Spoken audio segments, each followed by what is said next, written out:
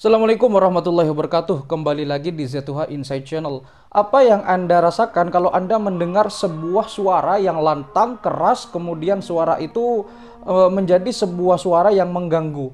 Tentunya Anda akan merasakan sebuah kebisingan yang mana kebisingan itu dapat mengganggu ketenangan Anda, kemudian mengganggu daerah sekitar Anda, dan juga mengganggu istirahat Anda.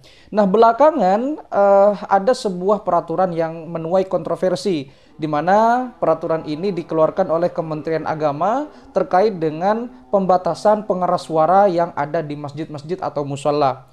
Lantas bagaimana sebenarnya ini terjadi, dan apakah sebenarnya layak atau tidak peraturan ini, karena memang banyak menuai kontroversi. Nah, untuk itu kita putar dulu intronya.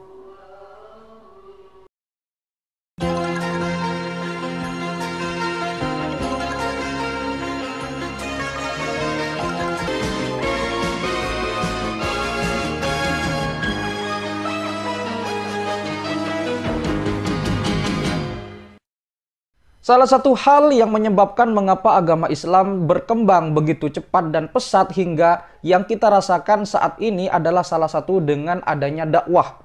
Media dakwah sangat berperan aktif dan penting bagi perkembangan agama Islam. Kalau kita melihat secara sejarah atau secara historikal ke belakang, maka dakwah dalam agama Islam terbagi menjadi dua fase. Fase pertama adalah dakwah secara sembunyi-sembunyi atau dalam istilahnya disebut dengan ad-da'watu sirron. Kemudian yang kedua atau fase kedua adalah dakwah secara terang-terangan atau dalam istilahnya adalah ad-da'watu jahron. Kedua fase ini atau kedua metode dakwah ini tentunya berbeda, di mana pada waktu awal-awal Islam Nabi menggunakan dakwah Islam melalui metode sembunyi-sembunyi. Beliau mengajak beberapa keluarga terdekat untuk memeluk agama Islam. Lalu kemudian setelah berkembang, akhirnya beliau memutuskan untuk memulai dakwah dengan metode baru, yaitu dengan metode secara terang-terangan. Lalu apa hubungannya dakwah-dakwah ini dengan pembahasan yang akan kita bahas di episode kali ini, yaitu tentang pembatasan pengeras suara di masjid? Tentunya zaman dulu berbeda dengan zaman sekarang, di mana dulu dakwah pertama adalah dakwah secara sembunyi-sembunyi agar masyarakat kaum Quraisy, kaum kafir Quraisy pada waktu itu tidak mengetahui dakwah-dakwah yang disampaikan oleh Nabi Muhammad. Karena pada waktu itu keadaannya sangat genting sekali, sangat bahaya sekali, nyawa taruhannya apabila diketahui Nabi menyebarkan agama Islam. Tapi setelah lama-lama kemudian pengikutnya menjadi banyak, maka Nabi melakukan dakwah dengan terang-terangan atau ad-da'watu jahron. Lalu kemudian setelah Islam berkembang, akhirnya Islam memutuskan untuk pada waktu itu memanggil sholat. Karena pada waktu itu panggilan ibadah pada waktu itu belum ada yang memanggil dengan menggunakan metode suara. Karena pada waktu itu ada yang menggunakan lonceng, ada yang menggunakan alat musik, dan seterusnya. Pada waktu itu diputuskan untuk menggunakan metode suara manusia untuk memanggil manusia agar sholat atau sebagai pengingat waktu masuknya sholat 5 waktu. Maka pada waktu itu ditunjuklah orang yang sangat suaranya sangat bagus, sangat halus pada waktu itu, yaitu Sayyidina Bilal. Di mana Bilal pada waktu itu ditunjuk oleh beberapa sahabat untuk mengumandangkan azan pertama kali di atas masjid, karena suaranya Bilal dikenal pada waktu itu mempunyai suara yang sangat merdu dan nyaring, lantang. Ini diharapkan agar masyarakat sekitar kota Mekah pada waktu itu mendengarkan bahwa sesungguhnya pada waktu itu sudah masuk tanda sholat. Artinya seperti alarm, di mana sholat ini kan 5 waktu. Jadi setiap 5 waktu akan ada pengingat, akan ada reminder, akan ada alarm menggunakan metode suara manusia, yaitu tentang adzan.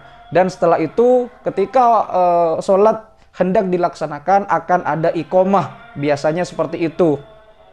Tetapi belakangan berkembang seiring dengan kemajuan teknologi, ada pengeras suara, di mana pengeras suara ini bermacam-macam jenisnya. ada yang internal, ada yang eksternal, dan memiliki kekuatan-kekuatan suara atau desibel-desibel sesuai dengan alat-alat itu sendiri.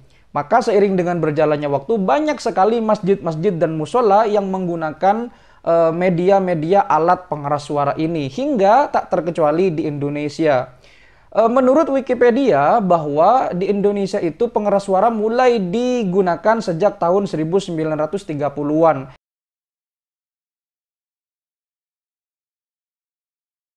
Ini menurut Wikipedia, namun tidak ada sejarah yang pasti, tetapi menurut Wikipedia, pengeras suara di musola dan juga di masjid di Indonesia itu digunakan dalam kurun waktu tahun 1930-an, di mana pada waktu itu masih bernama Hindia Belanda.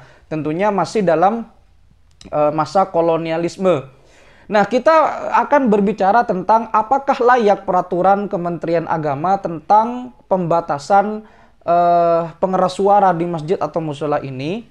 Sebenarnya kalau kita tarik ke belakang atau kita melihat sejarah kembali, maka sebenarnya hal ini bukanlah hal baru. Karena pada waktu tahun 1978, Kementerian Agama pernah mengeluarkan peraturan yang sama terkait dengan pembatasan atau kriteria-kriteria tertentu terhadap pengeras suara yang ada di masjid dan di musola-musola atau surau-surau yang ada di Indonesia. Karena memang Indonesia ini selain negara dengan populasi muslim terbanyak, juga negara Indonesia ini mempunyai keberagaman suku, ras, agama, dan juga kultur dan bahasa yang berbeda-beda. Karena memang Indonesia adalah negara kepulauan terbesar di dunia. Jadi pada waktu tahun 1978 sebenarnya pada waktu itu Kementerian Agama pernah mengeluarkan peraturan di mana pada waktu itu diperuntukkan bagi musola-musola yang atau masjid-masjid yang memiliki pengeras suara, agar pengeras suaranya disesuaikan atau paling tidak memiliki atau kalau ada orang yang hendak adzan dan iqomah memiliki suara yang bagus, memiliki suara yang merdu sehingga enak didengar, lalu kemudian orang-orang akan berbondong-bondong pergi ke masjid. Namun setelah beberapa waktu berlalu, peraturan itu seolah terlupakan dan diabaikan oleh masyarakat. Terutama banyak sekali pengurus-pengurus masjid yang sebenarnya banyak melebih-lebihkan terkait dengan pengeras suaranya. Ada yang memasang banyak, ada yang memasang sedikit, ada juga yang hanya memasang seperlunya.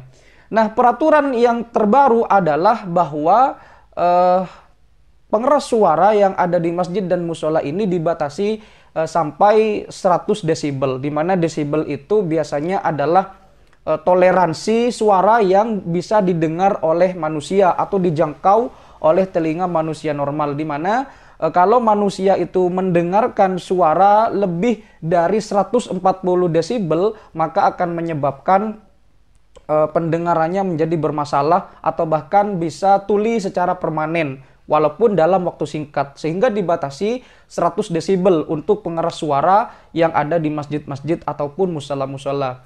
Kita menarik hal ini dibahas karena memang di negara-negara dengan mayoritas Islam terbanyak seperti di Arab Saudi, kita mengetahui bahwa Masjidil Haram itu adalah salah satu masjid terbesar di dunia. Tahukah Anda bahwa di Masjidil Haram terdapat sekitar 7.500 pengeras suara, dan itu menjadi salah satu yang terbanyak di dunia. Jadi bayangkan saja, di Masjidil Haram ada sekitar 7.500 pengeras suara, di mana 7.500 itu tidak sembarangan diperdengarkan karena memang seleksinya sangat ketat.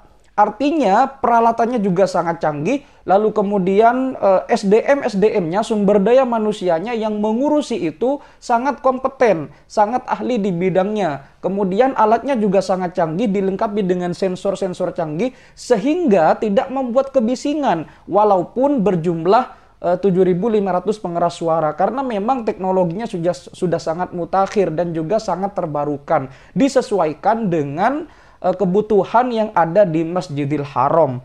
Walaupun Masjidil Haram itu adalah masjid yang terbesar di dunia. Bayangkan saja 7.500 pengeras suara berbunyi secara bersamaan tetapi tidak mengganggu para jamaah.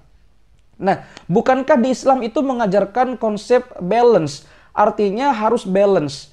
Khairul umuri awsatuha, dalam Islam begitu. sebagus-bagus perkara adalah yang ada di tengah-tengah. Jadi tidak banyak juga tidak sedikit, artinya balance. Artinya peraturan ini sebenarnya di satu sisi juga bagus, tetapi di satu sisi apakah telinga kita terganggu dengan hal-hal yang demikian? Karena pada sejatinya panggilan-panggilan adzan ataupun iqomah itu sebenarnya adalah panggilan Tuhan. Ada yang mengatakan bahwa Kementerian Agama tidak pantas untuk mengeluarkan aturan ini karena menghina umat Islam. Lebih menghina mana kalau misalkan ada adzan dan iqomah tetapi kita masih sibuk dengan pekerjaan? Lebih menghina mana kalau ada adzan dan iqomah tetapi kita masih sibuk dengan bisnis? Lebih menghina mana kalau ada adzan dan iqomah kita belum sempat ke masjid, malah sibuk dengan HP dan seterusnya. Sebenarnya ini juga harus kita pikirkan, harus kita relaksasikan dan juga harus kita introspeksi. Pada dasarnya pengeras suara masjid itu sarana dakwah, tetapi barangkali hanya untuk kepentingan-kepentingan saja. Permisalan tidak boleh lebih dari 1 jam atau 30 menit menjelang adzan, atau barangkali ketika sahur, sebentar lagi bulan puasa tidak boleh keras-keras ketika tadarus karena akan mengganggu penduduk sekitar, atau mungkin bisa diakali dengan pengeras suara yang canggih seperti di Arab Saudi itu, sehingga porsi pengeras suara tetap terjaga, dakwah Islam tetap tersiarkan, tetapi tidak mengganggu mayoritas ataupun masyarakat yang ada di sekitar, sehingga masyarakat majemuk yang ada di Indonesia ini yang sangat bertoleransi ini tidak akan mengganggu satu sama lain, ibadahnya tentram dan nyaman. Itulah sebenarnya yang harus kita pikirkan. Apakah kita sudah mulai tidak peka terhadap panggilan-panggilan ilahi, atau kita sendiri yang mulai angkuh?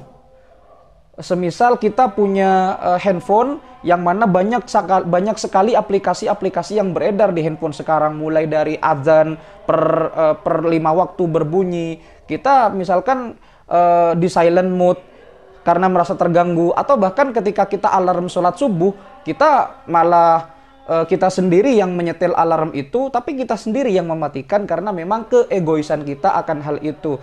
Nah, kembali lagi kepada peraturan pemerintah tentang peraturan pembatasan pengeras suara, pada dasarnya ini adalah tidak berlebihan, tetapi juga mari kita harus apa ya istilahnya, harus berbenah. Barangkali ada yang salah dengan diri kita, karena memang sejatinya panggilan-panggilan ilahi itu adalah untuk mengingatkan bahwa waktu ibadah telah tiba. Tetapi pada kasus ini barangkali di masjid-masjid tidak terlalu berlebihan untuk menambahkan pengeras suara atau menyetel lagu-lagu yang bernuansa Islam, tetapi jangan terlalu lama karena memang akan mengganggu, akan mengkhawatirkan masyarakat di sekitarnya juga terganggu, sehingga nuansa ibadah yang awalnya untuk mendekatkan diri kepada ilahi malah menjadi mengganggu orang yang lain. Mari kita berbenah, mari kita selalu berikhtiar untuk selalu mendekatkan diri kepada ilahi. Mudah-mudahan kasus ini ataupun fenomena ini tidak menjadi kita jauh dari masjid, tetapi membuat kita lebih sadar dan bisa membangkitkan gairah kita untuk kembali membuat masjid ramai dari syiar-syiar agama Islam. Amin ya rabbal alamin. Demikian video ini, mudah-mudahan bisa bermanfaat. Jangan lupa kalau ada komentar ataupun ada tambahan silahkan tulis di kolom komentar. Kita bertemu lagi di lain kesempatan. Wassalamualaikum warahmatullahi wabarakatuh.